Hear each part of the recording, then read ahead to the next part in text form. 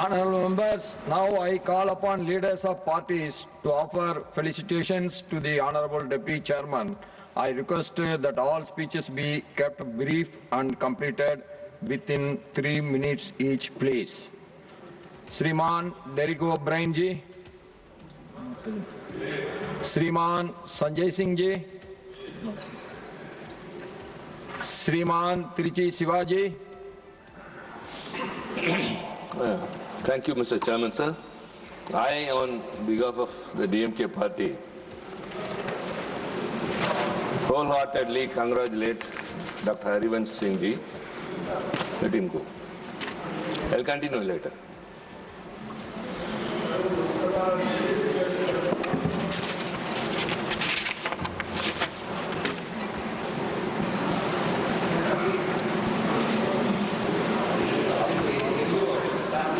Who has been elected for the third consecutive term as the Deputy Chairman, and as the Leader of Opposition rightly pointed out, he is the first ever nominated member to occupy the position of the Deputy Chairman of the second chamber of the Parliament.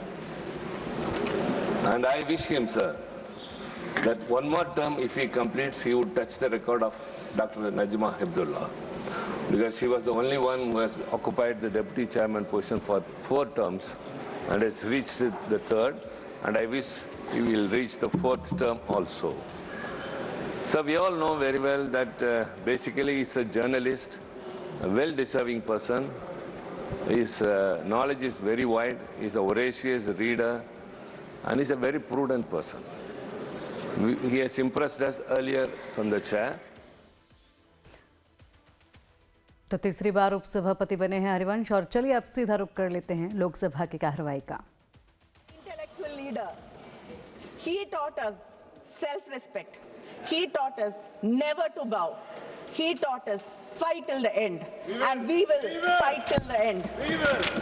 Sir, we oppose these bills in the name of our leaders, Aringer Anna, Kalangar Karunanidhi, who said, states are not a unit of the unitary state, but equal partners of a federation.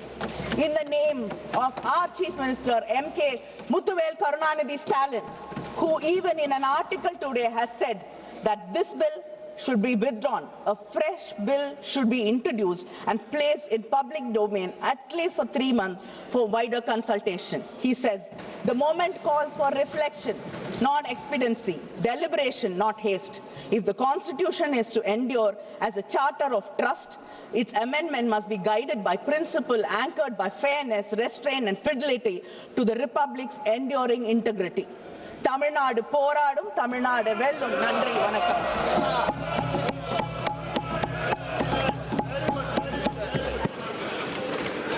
Dr. Shashi Tharoor. Thank you very much, Mr. Speaker.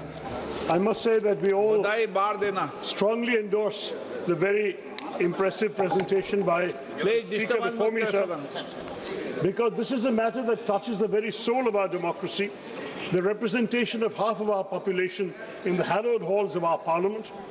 And for decades, the Women's Reservation Bill has been long promised, frequently discussed, perpetually delayed, like waiting for Godot of our political system. Today, we stand at a threshold where there is remarkably a near unanimous political consensus in favor of women's reservation.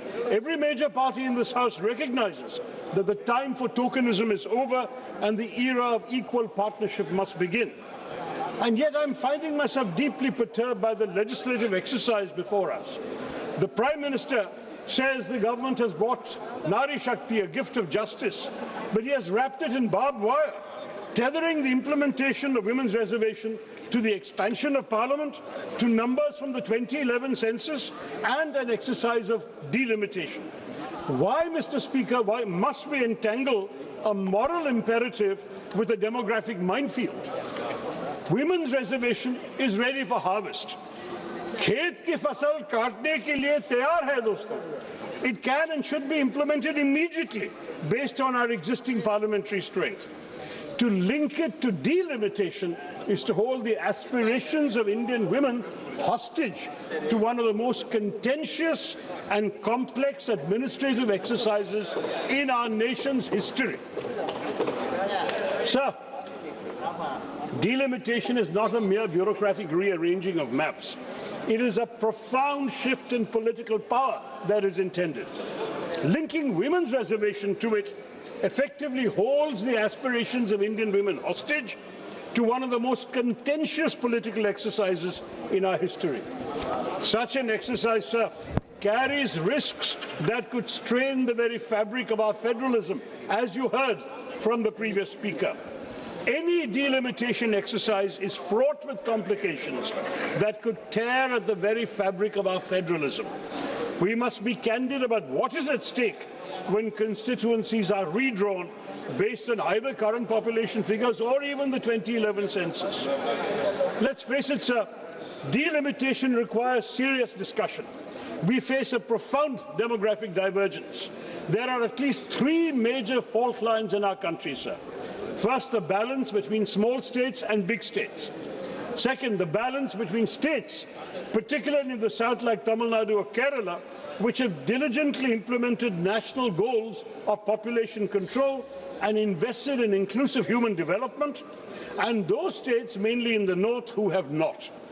Yet in future delimitations, states that have failed to curb population growth would be rewarded with greater political weight, and we must ask if this is the message we wish to send, that governance excellence leads to political irrelevance. Third factor, sir, the balance between the states that are the engines of our economy, contributing more to the national exchequer than they receive, and those that are net recipients of central funds. A delimitation based purely on population would further marginalize the voices of those states that